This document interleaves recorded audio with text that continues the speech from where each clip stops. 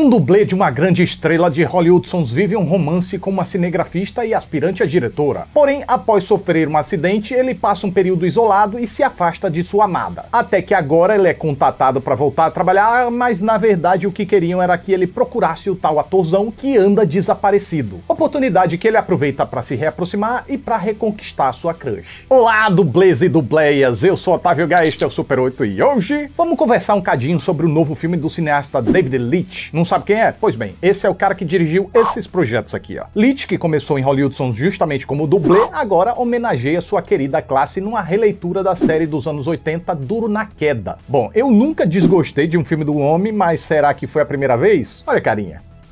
Foi não. Mas vamos pro mais importante, que é entender o porquê. Então, simbora! Um cachorro que faz cenas de ação é o Scooby-Dublê, todo filme que tem dublês é um filme dublado, e a trilha sonora foi cantada por Michael Dublé. Tudo isso muito mais agora! O dublê é um daqueles filmes que tem tudo pra alucinar, deleitar e encantar a maioria esmagadora do público que resolvesse aventurar nos cinemas. Só é uma pena que, não pertencendo a uma grande franquia, nem vinculado a uma grande marca, talvez não tenha calibre e fôlego pra arrebanhar multidões. Por isso vai precisar suar a camisa contando quase que totalmente com seus próprios méritos para que o zum pegue e o pessoal se convença a dar uma chance. Diferente de Godzilla e Kong, por exemplo, que tem uma marca forte o bastante para atrair o grande público, mesmo não tendo tantos méritos assim. E não usei esse exemplo à toa, mas é porque Godzilla e Kong têm em comum com o dublê o fato de ser pipocão com uma trama simples, boba e absurda. A diferença é que, na minha opinião, Godzilla e Kong não fez um bom uso dessas características, nem compensou muito com outras, se resumindo mais a um projeto caça-níqueis que inventa desculpas esfarrapadas preguiçosas quaisquer para levar a história de um lugar para o outro até chegar em quase 2 horas de duração. Ah, mas é um filme que só quer ser divertido. É um filme que vale a pena pela porrada. Ah, mas é um filme pra desligar o cérebro. Queria o quê? Um roteiro de Oscar? Sério, morre uma fada cada vez que alguém usa um argumento abestalhado e senso comum como esse. E você lembra a última vez que você viu uma fada? Pois é de tanto que usam esse tipo de argumento. Mas tá aí o dublê, ululando da nossa frente, mostrando que um filme pipocão pode sim ser uma bobajada sem fim e ainda assim ser bem construído e honesto dentro do que se propõe. Pra começo de conversa, é diversão e porrada que você quer ver? Aqui não falta. E as porradas aqui são daquelas bem compostas, com uma comunhão de planos e uma montagem que preservam com clareza os movimentos dos personagens, para que, mesmo em meio a um turbilhão de caos, a gente consiga entender e apreciar o que está acontecendo, além de serem bem incorporadas na trama, com o desenrolar dos fatos se encontrando a ação, para que, mesmo em meio a uma montanha de absurdos, tudo fique muito bem alicerçado e amarrado e a gente consiga acreditar nas patuscadas que vão acontecer. Pois sim, gente, parece óbvio, mas eu preciso dizer o óbvio às vezes. Mesmo sendo um filme bobalhão,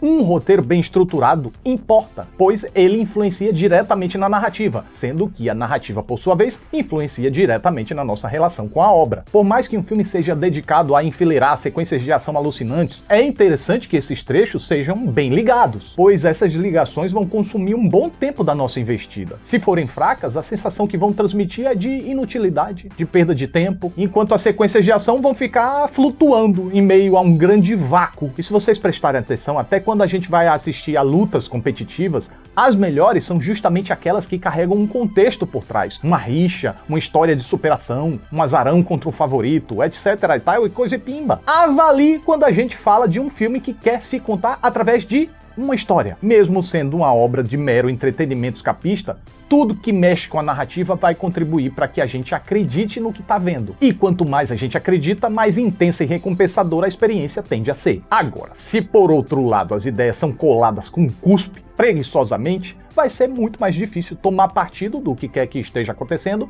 e a gente vai tender a assistir a tudo de qualquer jeito, vendo o filme passar, só apreciando a vista, se for bonita, se for encantadora. Então com isso eu quero dizer que pra gente acreditar num filme ele precisa ser real, de jeito maneira. Quero dizer que é geralmente mais bacana quando um filme, inclusive pipocões escapistas, são verossímeis. Ou seja, que apresente suas situações de uma forma que pareçam possíveis, dentro do contexto que está apresentando, obviamente. E um filme consegue isso quando cria uma estrutura compativelmente sólida com as invencionices que vai ter que suportar. Algo que, na minha visão, o dublê faz muito bem quando conceitualmente mostra as proezas que a classe dos dublês e, sobretudo, o seu protagonista são capazes de executar. Isso como ganha-pão rotineiro. A partir daí, o filme extrapola o tradicional, nos propondo uma imaginação do que esse habilidoso profissional seria capaz de fazer ao ser submetido a situações de emergência. E diante disso, se o exagero desses momentos poderiam minar a nossa crença de alguma forma, o filme ainda consegue segurar ao encher o mocinho de vulnerabilidades. Algo que já fica claro desde o início, quando o homem toma um duro golpe e precisa ficar um tempo parado para se recuperar, o que é inclusive aproveitado na problemática, né? Isso acaba se tornando um assunto que vai se desenrolar. Depois, durante as porradarias, suas fraquezas continuam se apresentando diante dos nossos olhos. Pois o cara toma porrada até dizer chega, cai, se machuca, cansa, apaga, sangra, sofre, geme, manca. Ele se mostra muito mais resistente do que qualquer pessoa real?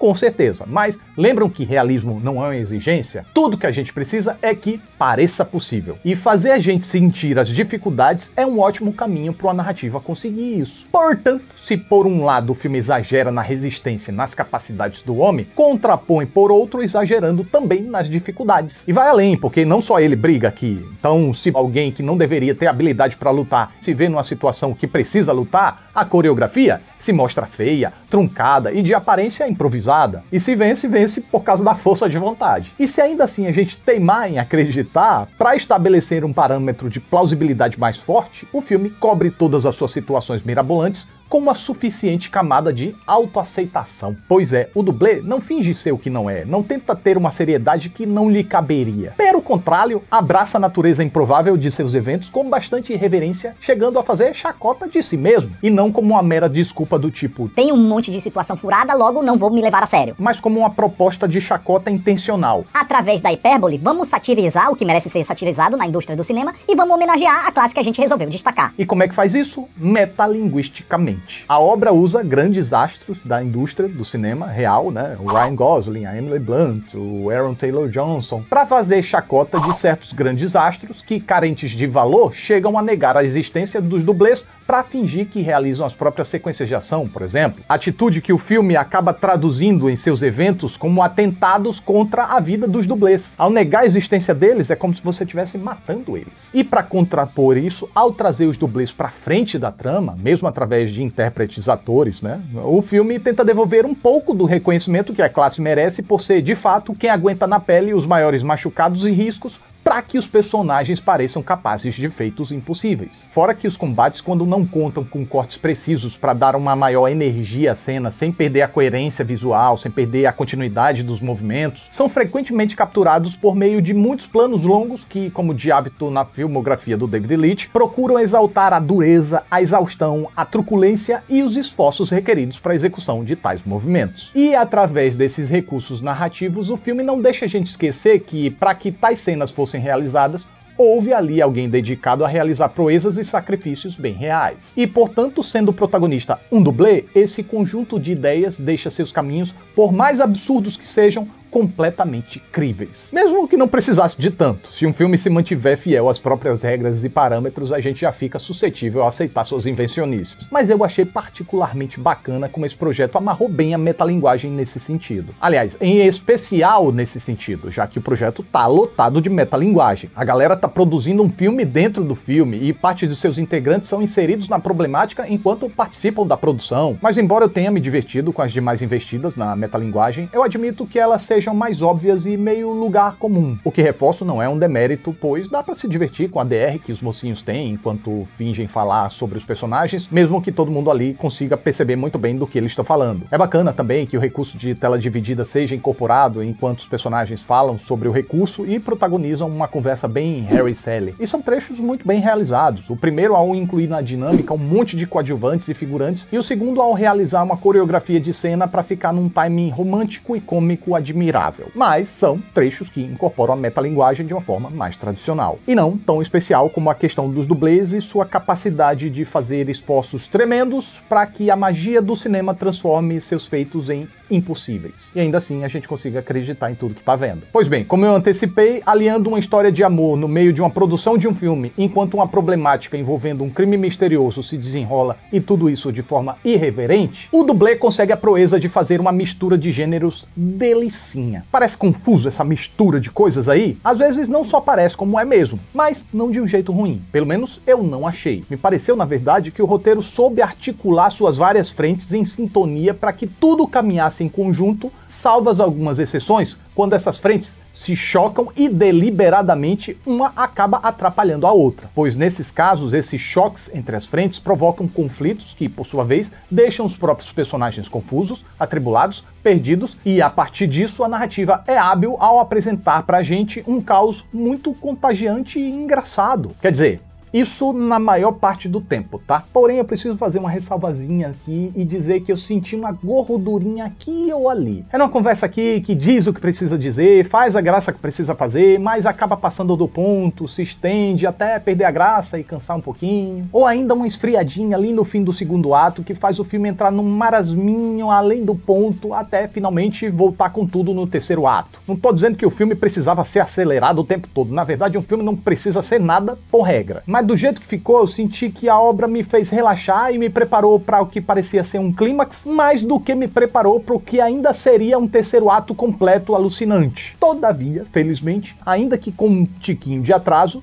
as investidas malucas do terceiro ato acabaram reconquistando meu interesse a tempo. E ainda bem, né? Porque uma vez cativado pela história do casal, seria injusto romper com eles justamente na resolução da tramóia que estava ali empacando o caminho deles para que pudessem ficar juntos e bem. Sim, porque diferente da estrutura de comédias românticas mais tradicionais, o casal aqui não é daqueles que se amam, mas se odeiam, que não sei o quê. Eles até passam por esse processo, não vou mentir, mas fazem isso mais rápido do que o de hábito, fica mais ali na parte inicial, porque existe aqui algo a mais e maior atrapalhando os pombinhos de ficarem juntos. A tal tramóia que eu já falei. Mas enfim, falando um pouquinho deles, que interação bacana Ryan Gosling e Emily Blunt desenvolvem aqui. Entre receios, ressentimentos e inseguranças, é bonito ver no comportamento, né, na forma do corpo agir e na troca de olhares, a atração inevitável entre os dois enquanto amantes e a admiração mútua enquanto profissionais. Mesmo quando negam veementemente e digam algo que afastariam eles, a cômica química exerce uma força encantadoramente convergente,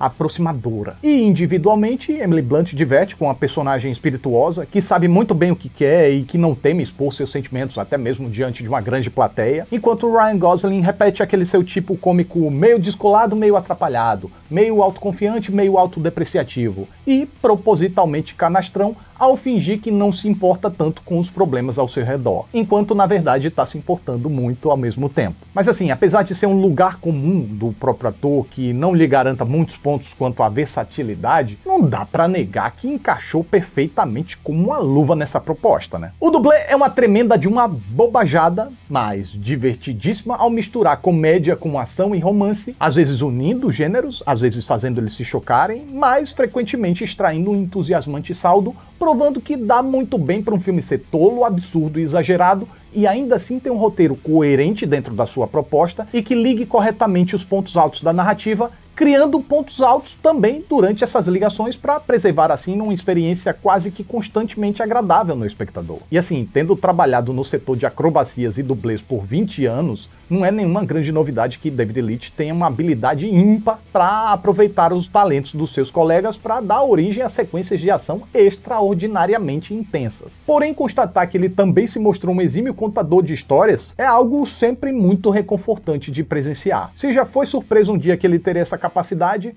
agora com esse novo trabalho só vem um reforço da confirmação. E essa é a minha reação enquanto eu assisti ao filme. Então é isso, mais um Super está chegando ao final. Eu fico muito grato pela atenção de vocês. Muito obrigado, até a próxima. E corta! Tá bem? Tudo certo? Certinho. Ai.